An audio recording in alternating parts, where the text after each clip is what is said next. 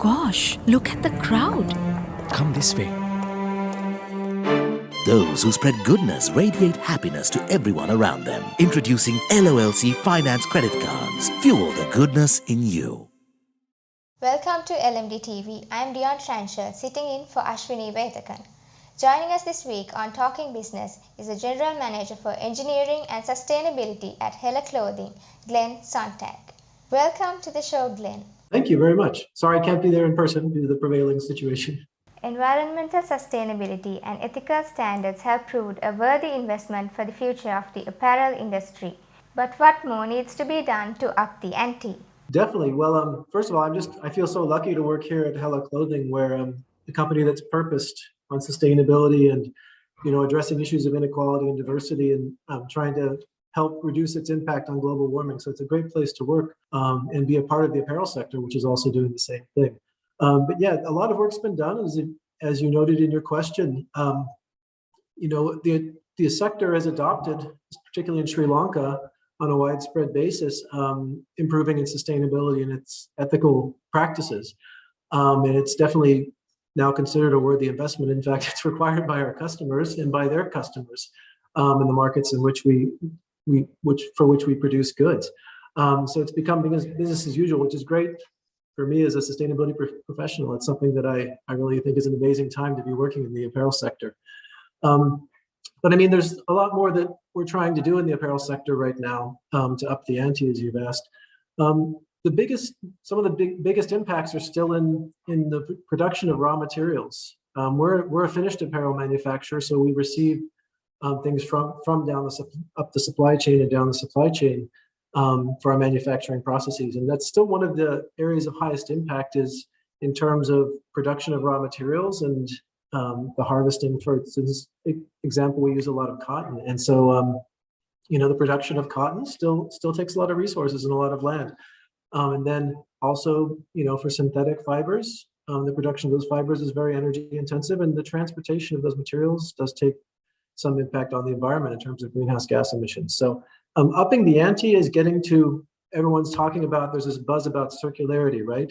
And recycling materials, in the supply chain, and reusing materials, low impact materials. We try to use low impact cotton, organic cotton that's produced sustainably in appropriate regions, and we try to minimize the shipping too as much as possible by regionally sourcing cotton. So that's still an area of huge impact, and getting to that true circularity as close as it's possible to in the fashion world, where people want new things all the time, and a lot of waste is produced, unfortunately, under the current conditions. A lot of the emissions actually from the greenhouse gases are in the end use, actually, consumers. Over 20% of emissions, greenhouse gas emissions, McKinsey calculated, are actually due to washing and drying your clothes, reusing those clothes, and then disposing of those clothes. And a lot of it, the BBC estimated in a recent report that there's 92 million tons of textiles that are wasted each year. And then, in the USA, they say around 85% of clothing is either landfilled or incinerated, which aren't the most environmentally friendly options. So the challenge, and then you've probably heard about, issues recently in the news and the media. You're in the media about Deutsche Welle had an article just recently, earlier in January, saying, reporting that 15 million items of used clothes per week are still sent to Ghana and Africa, of which 40% are of poor quality, which can't even be used there. And so, the upping the ante is trying to really get to solving this puzzle.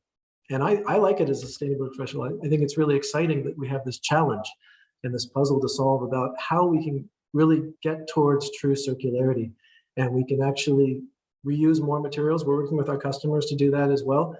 I know a lot of the other brands in Sri Lanka, companies in Sri Lanka, are doing the same thing.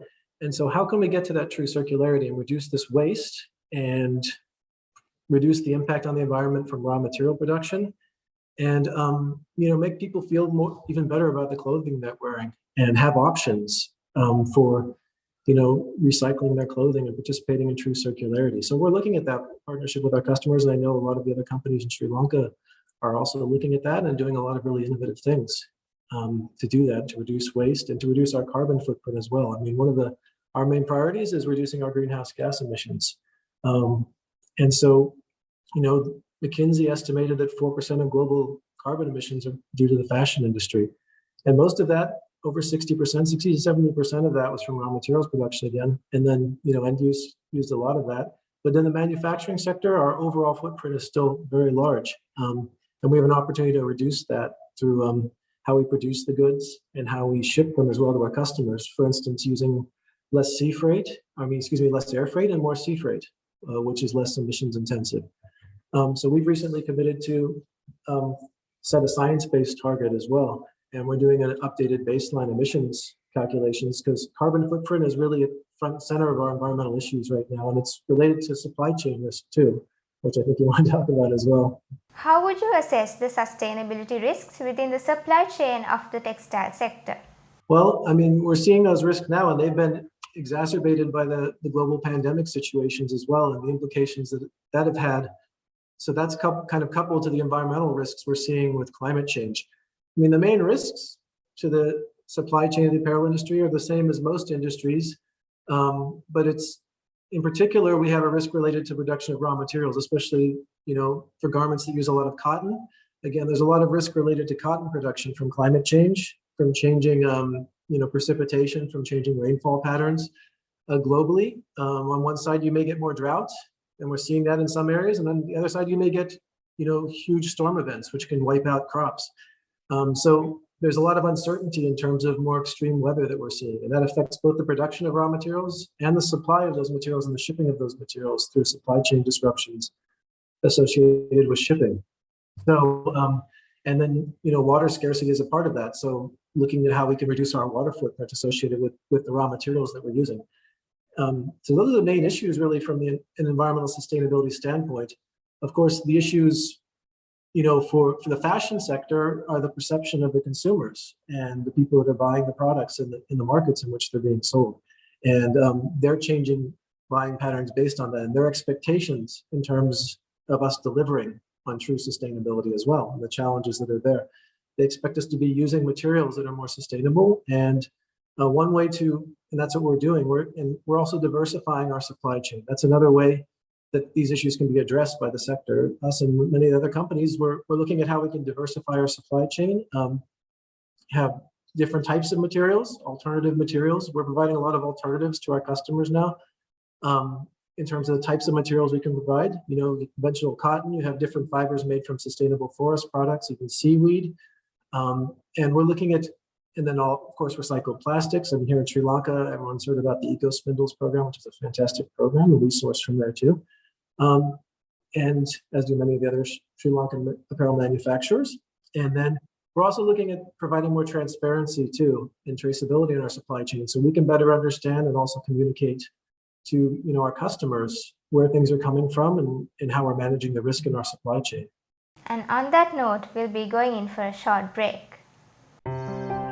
You love the feeling of being renewed. To stay beautiful every single day.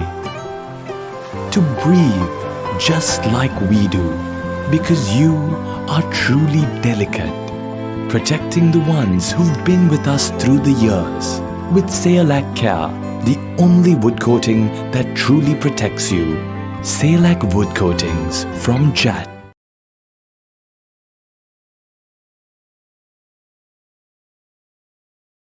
Welcome back as we continue our conversation with the General Manager for Engineering and Sustainability at Hela Clothing.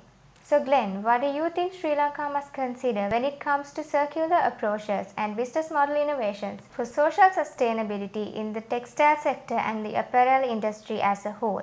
Sri Lanka has some challenges and advantages in terms of its geographic position on the shipping lanes. In terms of sea freight, in terms of shipping, it's right on the major shipping lanes. So Sri Lanka has an opportunity to really be a big player in circularity. Although Sri Lanka is far from some of the Western markets, and there are long shipping distances required, it's right in between still on the shipping lanes between the Far East and the West.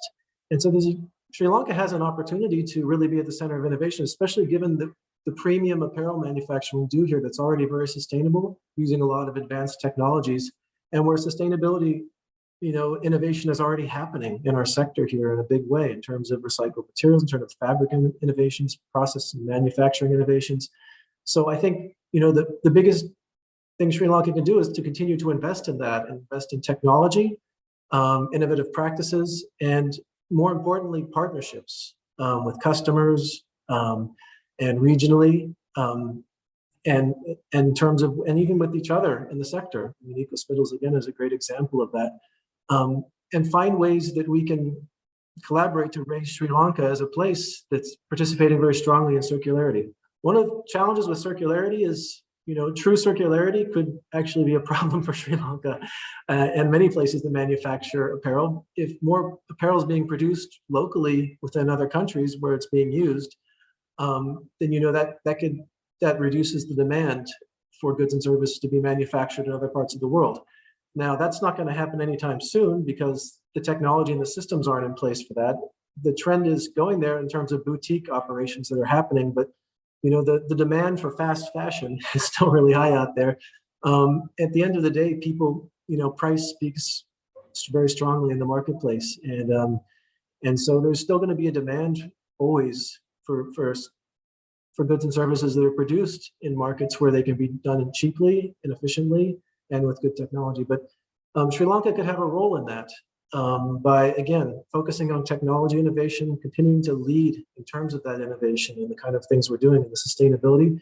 And again, we're on the major shipping lanes. It could be a place where increased participation in global circularity, as opposed to maybe regional circularity, could be enhanced. And, a lot of circular production could be done here in terms of recycling and refurbishing clothing and participating in those processes with the major brands that Sri Lanka sells to worldwide in all the different global markets, and looking at regional markets as well, and how we can participate in those. Do you believe industry practices ethical garment manufacturing? What social policies come into play here? Yeah, I believe, the global industry, there's a lot of variation in the industry globally in terms of practices. Some parts of the world, it's different. Even within countries, it's different depending on the companies. But I believe that, my experience working in the apparel sector is that it does practice ethical garment manufacturing. And that's, increasingly is the aspiration and the action of the sector. And it's being driven by our customers. And we're audited, how many audits?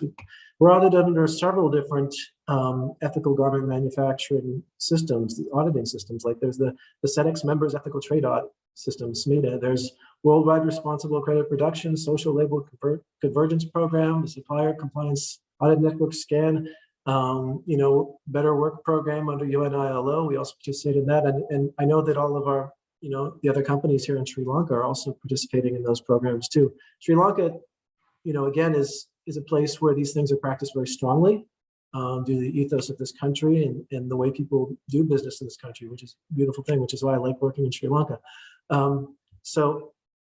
But this is the trend in the industry, and it's the norm. These things aren't tolerated by consumers in the markets that buy these products anymore. You can't get away with being an unethical garment manufacturer and sell these brands that are increasingly under pressure from their customers to be producing these ethical goods. And so, yeah, I think it is practicing it. I think it's more and more. The auditing's, getting more sophisticated with technology, and I think it is ethical for the most part. There are companies in certain parts of the world that maybe aren't doing it as well, but for the most part, selling to the high-profile brands that we service, you can't be unethical.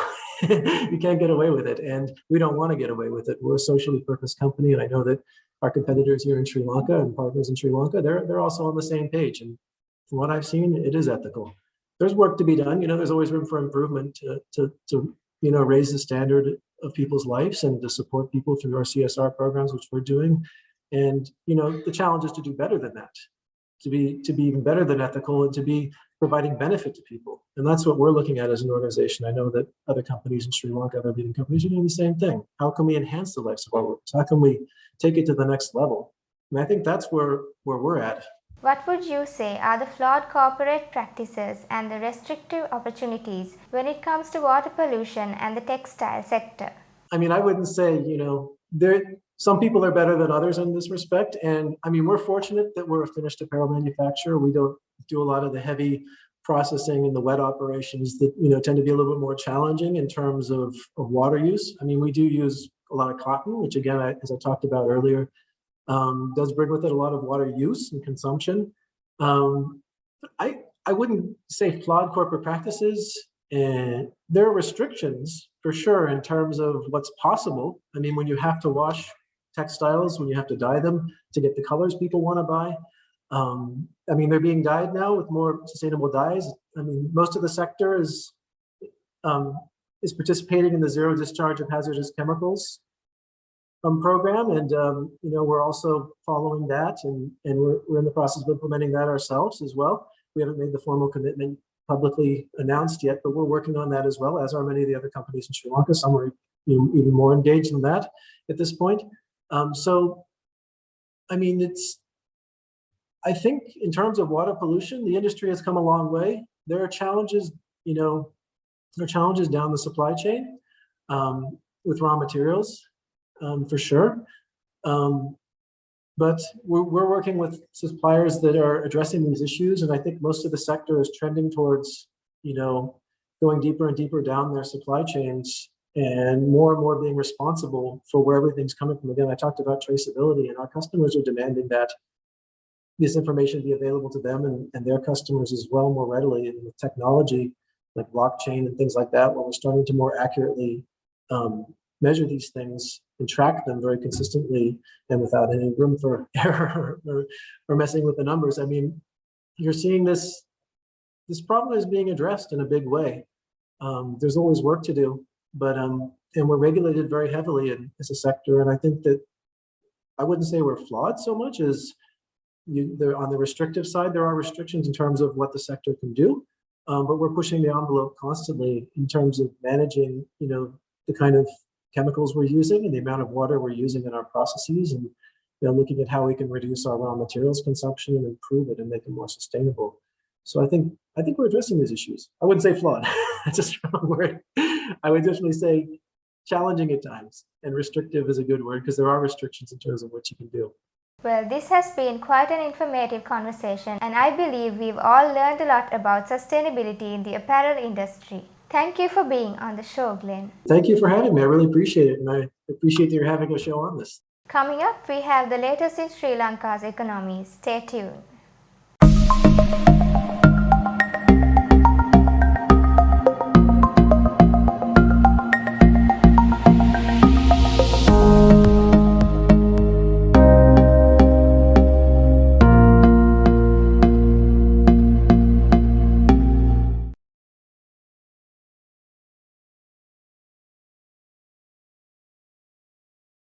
Welcome back to the show, and here's the latest updates from the island's economy. The latest LMD Nielsen IQ Business Confidence Index survey conducted in early January paints an equally bleak picture with the perceptions in business circles about the economic climate over the next 12 months continuing to be pessimistic. A large majority, 79% of respondents expect conditions to worsen, which is 8 percentage points higher than in the previous month. Meanwhile, the share of survey participants with an optimistic outlook has by and large remained the same, 6% versus 5% in December, while 15% believe the economy will stay the same during this time, from 24% in the preceding month. Perceptions about biz prospect for the next 12 months have also waned, whereas a healthy 86% of all participants said their sales volumes will get better in December. The latest count has fallen to around two-thirds, 66%. Meanwhile, only a third report that their sales volumes have increased in the last 12 months compared to the previous term, while 28% say they have experienced a drop in business. As for the short term, there has been a slight dip from nearly half to 43% in the outlook in the eyes of the business people surveyed by Nielsen IQ. The investment climate continues to be viewed with disdain by the business community, with a notable majority, 82%, albeit down from 90% in the prior month, describing it as poor or worse. There is some respite, however, as 18% now view the investment climate as good or fair compared to 1 in 10 a month ago. The share of corporates planning to increase their staff numbers over the next 6 months has increased to 11% from the 7% in December. On the other hand, 87% of poll respondents say their business will maintain the status quo vis-a-vis the workforce, while 2% expect to reduce numbers in the coming 6 months versus 88% and 5% respectively in the previous month. And that's all the time we have for you this week. Don't forget to subscribe to our YouTube channel and follow us on Facebook and Twitter. Thanks for watching. Stay safe.